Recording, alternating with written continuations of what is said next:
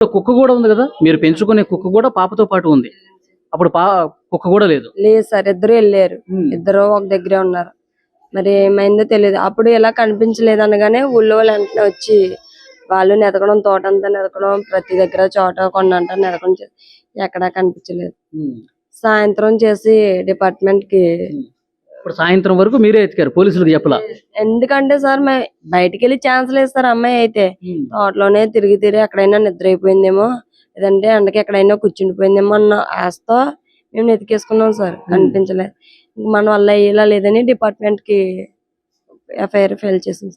వెంటనే రెస్పాన్స్ ఇచ్చారు వాళ్ళు. ఆ రోజు నైట్ మళ్ళీ తెల్లవారుజామున దాకా, ఆదివారం తెల్లవారుజామున దాకా డ్రోన్లని, ఫారెస్ట్ వాళ్ళని, డిపార్ట్మెంట్ అని అలా చెక్ చేస్తూనే అలా గాలిస్తూనే ఉన్నారు సార్.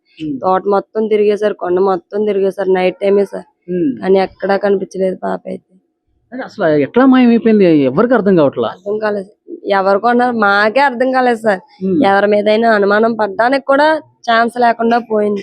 మీరు ఏదో గతంలో కారు విషయంలో మీతో కొంతమంది గొడవ పడ్డారు, గోల్ చేశారని చెప్పి అన్నారు కదా, వాళ్ళెవరు? వాళ్ళ మీద ఏమన్నా ఇన్వెస్టిగేషన్ జరుగుతుందా? జరుగుతుంది సార్, వాళ్ళ మీద కూడా జరుగుతుంది. కానీ ఇటు సైడ్ నుంచి వాళ్ళ నుంచి కూడా ఏమీ తెలియలేదు అన్నారు. ఏమో సార్, ప్రస్తుతానికి అయితే. ఏం జరిగిందంటే ఏంటి గొడవ వాళ్ళకి మీకు? కార్ తీసుకున్నాం సార్. మా ఆయన గారు కార్ ట్రావెల్స్ కానీ కార్ తీసుకున్నారు.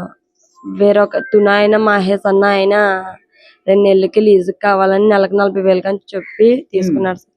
ఆయన ఏం చేశాడంటే అడ్వాన్స్ ఇస్తున్న అమౌంట్ 10 రోజుల్లో 25,000 ఇచ్చాడు సార్. నా అమౌంట్ పే చేయలేదు. మనం ఫోన్ చేస్తే రెస్పాన్స్ అవ్వలేదు డబ్బుల కోసం.